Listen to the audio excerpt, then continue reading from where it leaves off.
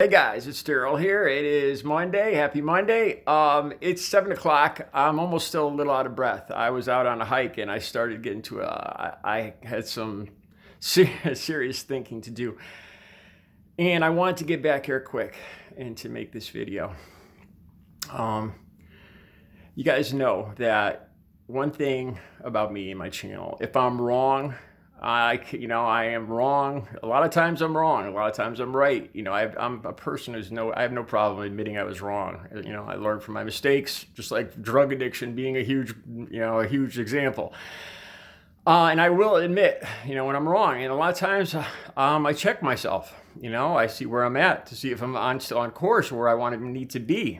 And I started thinking about this. So I'm making videos, and it's not just me, but a lot of us are talking about Portland, talking about Trump's troops, talking about the wall of moms, the wall of vets, the dads against Trump. And I started thinking, and when I saw all the white people at the Black Lives Matter protest yesterday in my town, or the town next to me, I had to ask myself, are we starting to appropriate this movement? First thing that comes to mind is black music, rap, clothing, the urban style.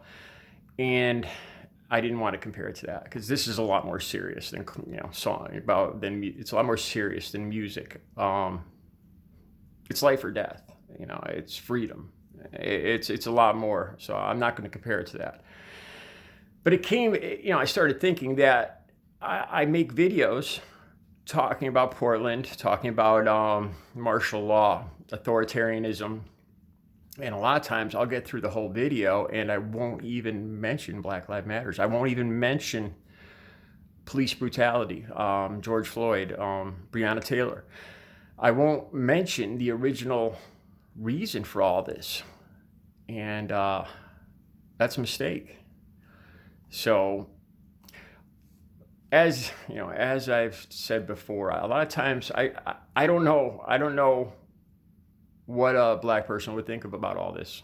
So I try to use empathy when I'm trying to figure this out. Is there a situation in my life that's similar that I could at least get a little understanding? And I started thinking about water for life. Water is life. Native American protests. I wasn't a part of that, but I can understand it. I thought about when I was advocating for treatment for opiate addicts, for Narcan. And I was trying to understand when you have people that don't have a personal vested interest, something to lose, something to win in the battle, but they come to help.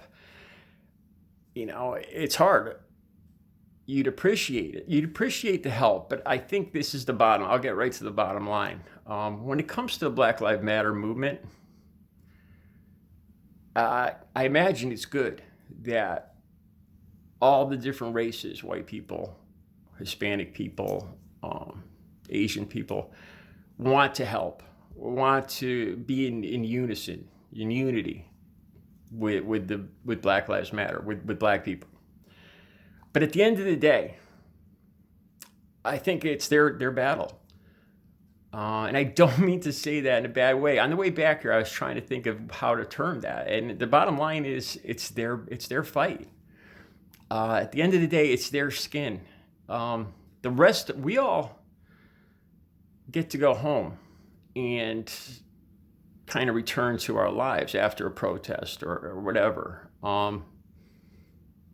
But black people live this. It's their, day and night. They don't get to go home. They don't get to, so that being the case, we really, the rest of us really need to remember that it is their fight. And in saying that, it's their lead. I think they need to take the lead on what they want, what they demand. I think that's not just fair, but I hope that I have black viewers. And a lot of times, let me just say this. I'll say African American and I'll say black. A lot of people around me will say Native American because they think the word Indian will offend me. And it doesn't. It doesn't. Because I could tell when somebody's being genuine. I could tell, and I don't need somebody to constantly correct themselves and say Native American. When I know that they don't mean anything by the word Indian, it doesn't bother me. I don't know if that's similar with black people or not. Just saying. But I thought about this, and a lot of people, a good part of the country now getting involved, and with Donald Trump turning it into a political situation. Again, we're starting to. He's starting to appropriate it and turn it into an election theme.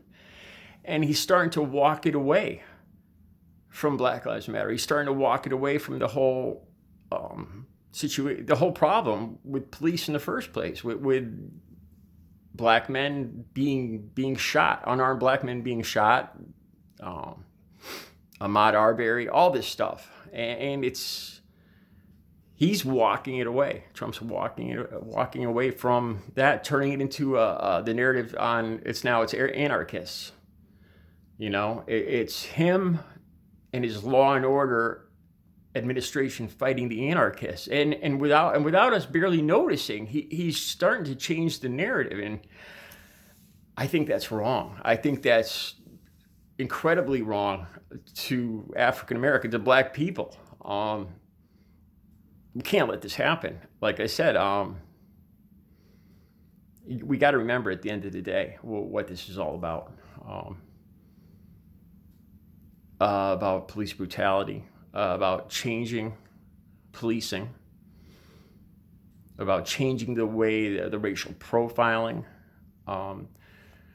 For me personally, one thing that bothers me, just being a Native American white guy watching, is one thing that really bothers me is this Karen thing with people calling the cops on black people just living their lives. That offends me. It embarrasses me. I think it bothers me a lot because that's the thing I see the most. I don't see, black men being shot, and or these stories of police brutality that a lot of black people live through every day. So I thought about it, and I'll have to correct myself in the future. And I think I'm going to make a point of this too, that we can't get off topic here. I can't, and me included. It's their fight, it's their battle, and I think it's a good thing, and it's fair that the rest of the country wants to be in unison, to back them. But at the end of the day, it's their skin, it's their lives, and their fight, and it's up to them to demand respect and equality. And we can have their back on this, but it's up to them to take the lead and demand it, be out in front and control it. Just a thought. All right, you guys have a good Monday.